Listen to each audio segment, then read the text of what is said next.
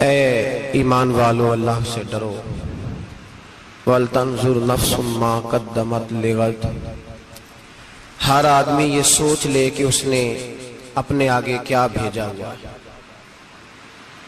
جو اس نے آخرت کے لیے جمع کرایا ہے وہ کیا ہے، یہ غور کر لے وہ۔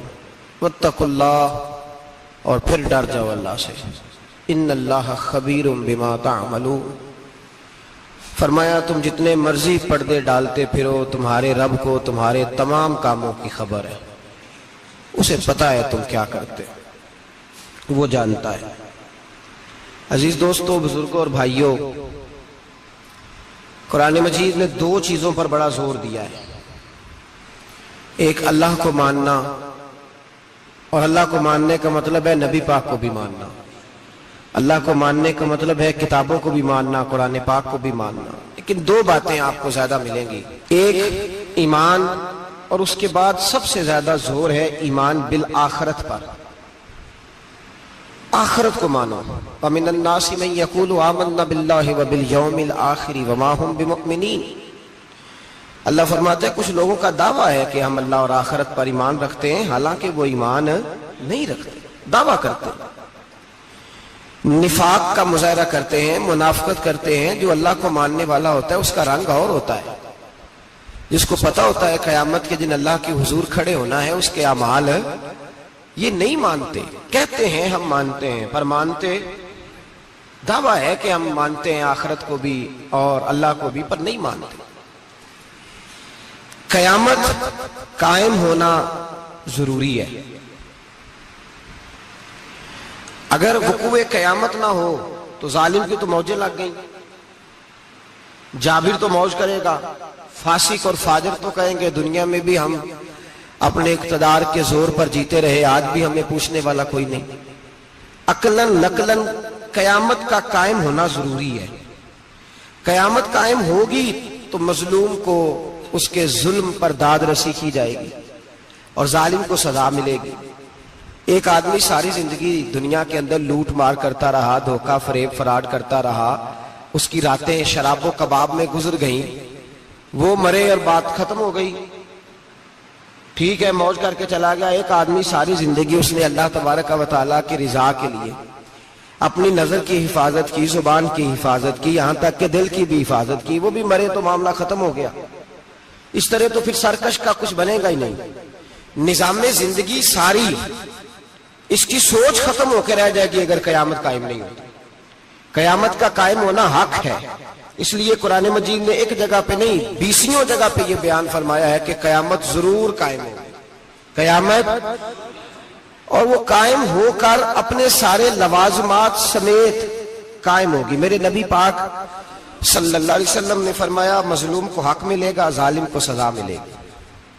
جابر اس دن اللہ کی بارگاہ میں رسوا کیے جائیں گے، جن پر جبر کرتے رہے انہیں اللہ کے حضور سے عطا کیا جائے گا۔ قیامت کا وقوع ہونا ضروری ہے، اور قیامت تو جب قائم ہوگی تب ہوگی، دنیا میں بھی ایسا ہوتا ہے۔ ظلم کا انجام ٹھیک نہیں ہوتا، جبر کا انجام، جھوٹ کی زندگی لمبی نہیں ہوتی، دھوکے فریب فراڈ ملمہ سازی، ان چیزوں کی عمریں اللہ نے تھوڑی رکھی ہیں۔ وقتی طور پر ظالم کو، دھوکے باز کو، جابر کو جو مہلت ملتی ہے وہ سمجھتا ہے میری سیاست کام کر رہی ہے، وہ سمجھتا ہے میں بڑا دانا ہوں، بڑا چالاک ہوں، دیکھ لو اتنے ظلم کے، جبر کے، دھوکے کے باوجود بنا ہوا ہوں۔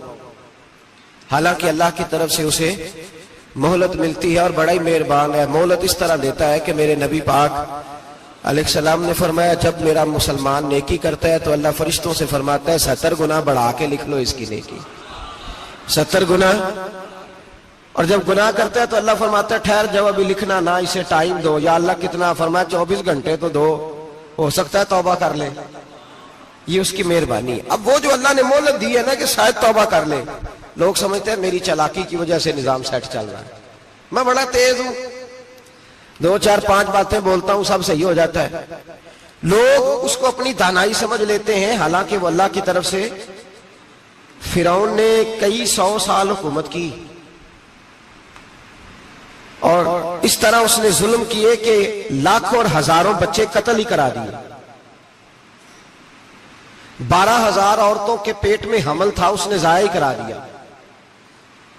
جب حضرت موسیٰ علیہ السلام اپنی قوم کو لے کے نکلے، رستے میں دریا آ گیا، فرعون پیچھے لگا ہوا تھا. وَإِذْ فَرَقْنَا بِكُمُ الْبَحْرَ فَأَنْجَيْنَاكُمْ، اللہ فرماتے تمہارے لیے میں نے دریا کو پھاڑا اور تمہیں نجات دے دی. وَأَغْرَقْنَا آلَ فِرْعَوْنَ، اور فرعون کو غرق کر دیا. وَأَنْتُمْ تَنْظُرُونَ، تم کھڑے دیکھ رہے تھے. اب جب حضرت موسیٰ دریا کے کنارے پہنچے تو فرعون بھی پیچھے آیا. فرعون لوگوں سے کہا کرتا تھا کہ میں کہتا ہوں تو دریا چلتا ہے، میں کہتا ہوں تو ہوائیں آتی ہے، میرے حکم کے پابند ہے سارے. جاگ رہے ہیں نا آپ حضرات، غور فرمائیے گا بات پر. دعویٰ تھا اس کا کہ میں کہتا ہوں تو نظام زندگی چلتا ہے. اب جب دریا کے کنارے پہنچی حضرت موسیٰ علیہ السلام تو اللہ نے حکم دیا کہ آپ عصا ماریں. جناب موسیٰ نے عصا مارا، 12 رستے بن گئے. اب حضرت موسیٰ کی قوم گزر رہی تھی تو فرعون سے پوچھنے لگے کہ تو کہتا تھا میرے حکم سے چلتا ہے، تو وہ تو حضرت موسیٰ نے ڈنڈا مارا ہے تو رستہ بن گیا. باز نہیں آتا انسان باز بنے بڑے ہیں اس کے پاس. بڑی دلیلیں ہیں، جھوٹ سچ بول کے اپنے آپ کو مطمئن کرتا ہے، آخر دم تک تبدیل ہونے کو تیار نہیں ہوتا، دلیلیں گھڑتا رہتا ہے، بناتا رہتا ہے، شور کرتا ہے جان بوجھ کے.